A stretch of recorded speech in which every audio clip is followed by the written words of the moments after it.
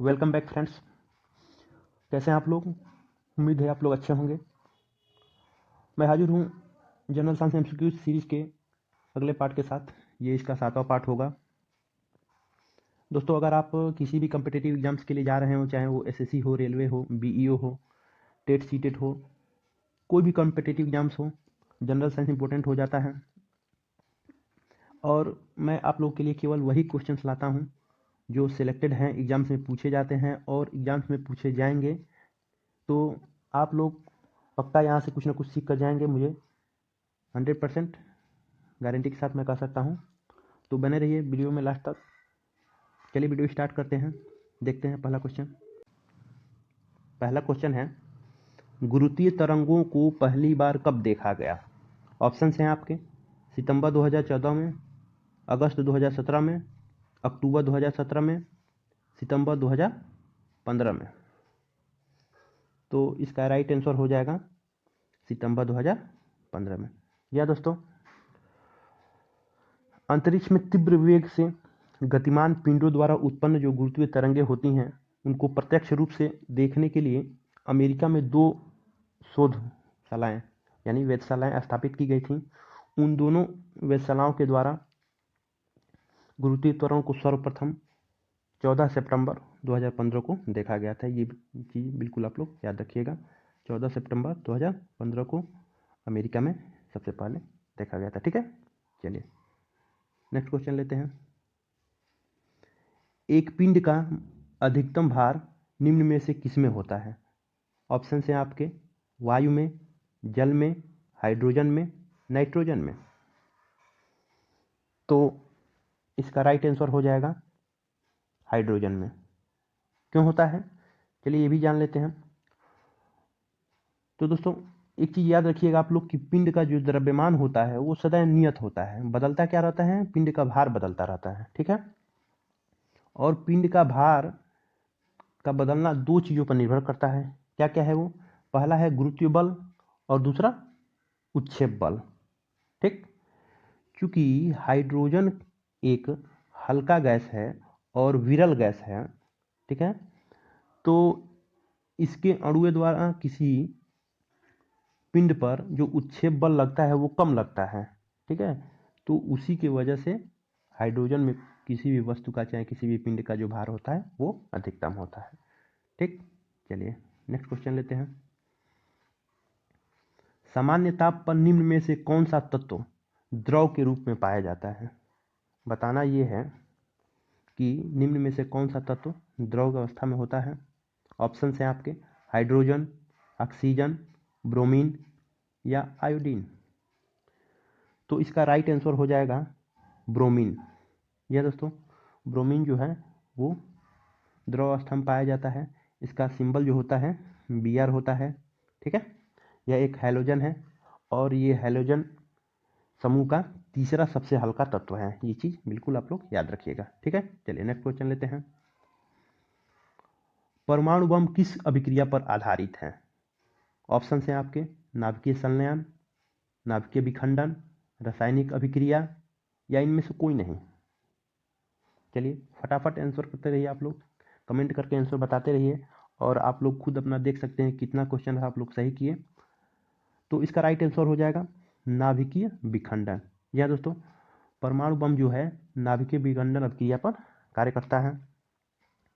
एक चीज़ आप लोग जान लीजिए इसके बारे में कि परमाणु बम में यूरेनियम का हम लोग यूज करते हैं। ठीक है, यूरेनियम का जो सिंबल होता है यू होता है। इसका एटॉमिक नंबर जो है 92 और एटॉमिक मास जो है 235 होता है। ठीक है, ये चीज़ भी बिल्कुल याद रखिएगा। एक चीज़ और बता देना चाहता हूँ कि हाइड्रोजन बम जो होता है उसमें होता है नाभिकीय संलयन अभिक्रिया। ठीक है, हाइड्रोजन बम के लिए याद रखिएगा नाभिकीय संलयन अभिक्रिया। ठीक, चलिए नेक्स्ट क्वेश्चन लेते हैं। प्रकाश संश्लेषण में पौधे किस गैस का उपयोग करते हैं? बताना है कि पौधे प्रकाश संश्लेषण में किस गैस का प्रयोग करते हैं। ऑप्शन हैं आपके, ऑक्सीजन के, नाइट्रोजन की, कार्बन डाइऑक्साइड की या इनमें से कोई नहीं। तो इसका राइट आंसर हो जाएगा कार्बन डाइऑक्साइड। या दोस्तों, प्रकाश संश्लेषण की जो प्रक्रिया होती है उसमें पौधे कार्बन डाइऑक्साइड की सहायता से अपना भोजन बनाते हैं। कार्बन डाइऑक्साइड, जल और सूर्य की उपस्थिति में, ये चीज़ भी आप लोग बिल्कुल याद रखिएगा, सूर्य की उपस्थिति में। एक चीज़ और याद रखिएगा आप लोग कि पौधों में जो जलवाहक का कार्य करता है वो होता है जाइलम। जाइलम जलवाहक का कार्य करता है, जाइलम। ये कई बार एग्जाम से पूछा है, बहुत ही ज़्यादा इंपॉर्टेंट है। और फ्लोएम जो होता है, फ्लोएम, फ्लोएम खनिज लवण एवं भोजन, ठीक है, फ्लोएम खनिज लवण एवं भोजन पहुंचाने का कार्य करता है पौधों में, जबकि जाइलम जो होता है जल पहुंचाने का कार्य करता है पौधों के विभिन्न भागों में। ये चीज़ बिल्कुल याद रखिएगा। और प्रकाश संश्लेषण प्रक्रिया में कौन सी गैस यूज होती है? Carbon dioxide. ये भी आप लोग बिल्कुल याद रखिए, ठीक है। चलिए नेक्स्ट क्वेश्चन लेते हैं।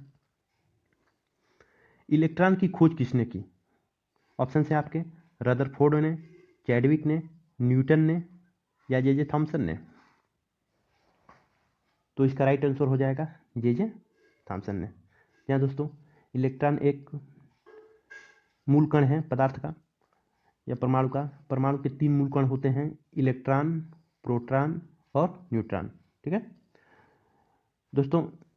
इलेक्ट्रॉन की खोज जे थॉमसन ने की, प्रोटॉन की खोज रदरफोर्ड ने और न्यूट्रॉन की खोज चैडविक ने की। इसको याद करने का एक ट्रिक है मेरे पास, ईंट पर नच, ईंट पर नच। ई से हो जाएगा आप लोगों को इलेक्ट्रॉन, उसका खोज जे टी से थॉमसन हो जाएगा, थॉमसन थॉमसन, ठीक है। प से हो जाएगा प्रोटॉन, र से रदरफोर्ड, प्रोटॉन की खोज रदरफोर्ड। न से हो जाए न्यूट्रॉन और च से हो जाएगा चैडविक, न्यूट्रॉन की खोज चैडविक ने की थी। तो ये ट्रिक आप लोग बिल्कुल याद रखिएगा, बहुत ही ज़्यादा इंपॉर्टेंट है। और ये क्वेश्चन कई बार इधर उधर करके पूछता भी रहता है कि इलेक्ट्रॉन की खोज किसने की, प्रोटॉन की खोज किसने की। एग्जाम्स में कई बार पूछा है, इंपॉर्टेंट है, तो जरूर आप लोग इसे याद रखिए। चलिए नेक्स्ट क्वेश्चन लेते हैं। किस गैस को हास्य गैस भी कहा जाता है?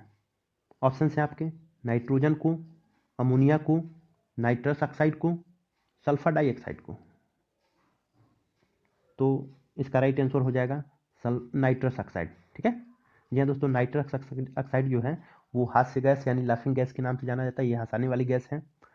इसका अणुसूत्र जो है N2O होता है, ठीक है। और अमोनिया के बारे में जान लीजिए, इसको हम लोग आंसू गैस कहते हैं, ठीक है। यानी ये एक वीपिंग गैस है, रुलाने वाली गैस, ठीक। तो ये भी आप लोग इसके साथ साथ याद रखिएगा, ठीक है। चलिए नेक्स्ट क्वेश्चन लेते हैं। हाइड्रोजन की खोज किसने की थी? बताना ये है कि हाइड्रोजन की खोज किसने की। ऑप्शन हैं आपके, न्यूटन ने, रदरफोर्ड ने, हेनरी कैवेंडिश ने या चैडविक ने। तो इसका राइट आंसर हो जाएगा हेनरी कैवेंडिश ने। यहाँ दोस्तों हेनरी कैवेंडिश ने हाइड्रोजन की खोज की थी। हाइड्रोजन के बारे में आप एक चीज़ याद रखिए कि हाइड्रोजन जो है आधुनिक आवर्त सारणी यानी मॉडर्न पीरियोडिक टेबल जो है उसका फर्स्ट एलिमेंट है। और इसका एटॉमिक नंबर जो होता है वो 1 होता है, ठीक है। एटॉमिक नंबर कितना होता है? ये इसका एटॉमिक नंबर होता है 1। साथ साथ ये भी याद रखिए आप लोग कि आधुनिक आवर्त सारणी है यानी मॉडर्न पीरियोडिक टेबल, उसकी खोज मोसले ने की थी, ठीक है, मोसले, ठीक। ये चीज़ बिल्कुल याद रखिएगा आप लोग। हाइड्रोजन के बारे में याद रखिए कि हेनरी कैवेंडिश ने हाइड्रोजन की खोज की। इसका एटॉमिक नंबर 1 है, इसको हम लोग H से डिनोट करते हैं। और जो ये पीरियोडिक टेबल में पहले नंबर पे आता है इसीलिए इसका एटॉमिक नंबर क्या है? 1 है। और पीरियोडिक टेबल की खोज किसने की? मोसले ने की, ठीक है। चलिए नेक्स्ट क्वेश्चन लेते हैं। मानव शरीर में पाचन का अधिकांश भाग किस अंग में संपन्न होता है? बताना ये है कि मानव शरीर का जो पाचन का प्रक्रिया होती है वो उसका अधिकांश भाग किस में संपन्न होता है? ऑप्शन हैं पैक्रियास में, बड़ी आंत में, छोटी आंत में या अमाशय में। तो इसका राइट आंसर हो जाएगा छोटी आंत में। जी हाँ दोस्तों, भोजन की पाचन की जो प्रक्रिया होती है वो अधिकांशतः उसका जो भाग होता है, अधिकांश भाग छोटी आंत में होती है। दोस्तों छोटी आंत के बारे में एक चीज़ याद रखिएगा कि इसकी लंबाई जो होती है लगभग 6 से 7 मीटर, 6 से 7 मीटर छोटी आंत, ठीक। जबकि बड़ी आंत की जो लंबाई होती है वो लगभग 1.5 मीटर होती है, ठीक। चलिए नेक्स्ट क्वेश्चन लेते हैं। मानव शरीर में कुल कितनी पेशियां हैं? ऑप्शंस हैं 600, 612, 639 या 650। तो इसका राइट आंसर हो जाएगा 639। ठीक है दोस्तों, एक चीज़ याद रखिए आप लोग कि कुल पेशियों में से 400 पेशियां जो होती हैं, 400 पेशियां रेखित होती हैं। ठीक है, रेखित पेशियां। और सबसे अधिक पेशी जो पाई जाती हैं अपने पीठ में पाई जाती हैं। सर्वाधिक पेशियां जो पाई जाती हैं वो पीठ में पाई जाती हैं। ठीक है, चलिए नेक्स्ट क्वेश्चन लेते हैं। एलपीजी के मुख्य अवयव क्या है? यानी लिक्विड पेट्रोलियम गैस जो होता है, जो घरेलू ईंधन हम लोग जो खाना पकाने के लिए जो ईंधन यूज करते हैं, उसका अवयव क्या क्या है? ठीक है, ऑप्शन हैं आपके मीथेन, इथेन और हेक्सेन, या मीथेन, पेंटेन और हेक्सेन, या एथेन, प्रोपेन और ब्यूटेन, या मीथेन, हाइड्रोजन और कार्बन।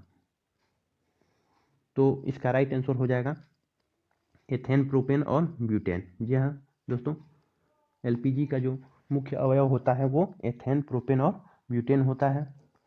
दोस्तों, एक चीज़ के बारे में याद रखिएगा कि जब ये रिसाव करता है तो इसको, ये रिसाव को पता करने के लिए इसमें एथिल मर्केप्टन नामक एक गैस मिलाई जाती है, जिसके उसके दुर्गंध से पता चल जाता है कि एलपीजी यानी लिक्विड पेट्रोलियम गैस जो है वो रिसाव कर रहा है। ठीक है, चलिए नेक्स्ट क्वेश्चन लेते हैं। इबोला क्या है?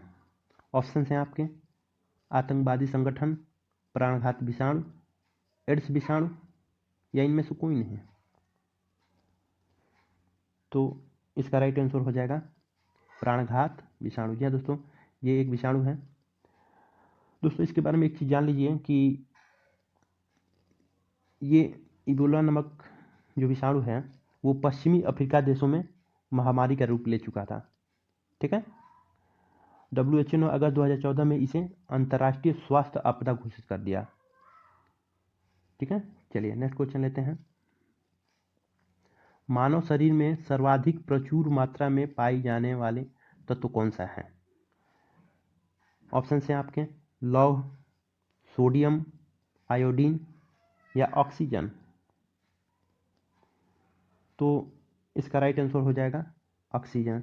जी हाँ दोस्तों, मानव शरीर में ऑक्सीजन सबसे अधिक मात्रा में पाया जाता है। चलिए एक चीज़ और जान लीजिए इसके बारे में कि मानव शरीर में कुल 6 तत्व पाए जाते हैं। कितने? 6। कौन कौन से? ऑक्सीजन है, कार्बन है, नाइट्रोजन है, कैल्शियम, फास्फोरस और एक हो जाएगा आपका हाइड्रोजन। ठीक, ये 6 तत्व मानव शरीर में पाए जाते हैं, जिनमें से ऑक्सीजन का जो परसेंटेज है वो 60% तक पाया जाता है। ऑक्सीजन कितना परसेंट? 60% तक। ठीक है, चलिए इसको याद रखिएगा आप लोग, ये बहुत ज़्यादा इंपॉर्टेंट है। ये भी पूछ सकता है कि ऑक्सीजन कितने परसेंट हमारे शरीर में पाया जाता है, तो इसे बिल्कुल याद रखिए। चलिए नेक्स्ट क्वेश्चन लेते हैं। चिकित्सकीय भाषा में गोल्डन आवर का संबंध किससे है? ऑप्शन हैं आपके कैंसर के अंतिम चरण से, गर्भ में शिशु की जानकारी से, हृदयघात से, बच्चों के जन्म लेने से। तो इसका राइट आंसर हो जाएगा हृदयघात यानी हार्ट अटैक से। ठीक है दोस्तों, दिल का दौरा यानी हार्ट अटैक के पहले घंटे को हम लोग गोल्डन आवर के नाम से जानते हैं। ठीक है, चलिए नेक्स्ट क्वेश्चन लेते हैं। रॉकेट किस सिद्धांत पर कार्य करता है? ऑप्शन हैं आपके ऊर्जा संरक्षण, द्रव्यमान संरक्षण, संवेग संरक्षण या बर्नौली सिद्धांत पे। तो इसका राइट आंसर हो जाएगा संवेग संरक्षण के सिद्धांत पर कार्य करता है। या दोस्तों, एक चीज याद रखिए कि रॉकेट से गैसें अत्यधिक वेग से पीछे की तरफ निकलती हैं, जो रॉकेट को ऊपर जाने के लिए या ऊपर उठने के लिए संवेग प्रदान करती हैं। ठीक है, चलिए तो ये थे जनरल साइंस एमसीक्यूज के 15 बेहद ही इंपॉर्टेंट एमसीक्यूज। 15 ना कहा जाए तो ज़्यादा बेटर है, क्योंकि एडिशनल क्वेश्चंस को लेके ये 50+ हो जा रहा है। तो इसे अगर आपको अच्छा लगा हो तो इसे लाइक करिए, कमेंट करिए, और अगर आपने मेरे चैनल को सब्सक्राइब नहीं किया है तो प्लीज़ सब्सक्राइब कर लें। मिलते हैं नेक्स्ट वीडियो में, तब तक के लिए धन्यवाद।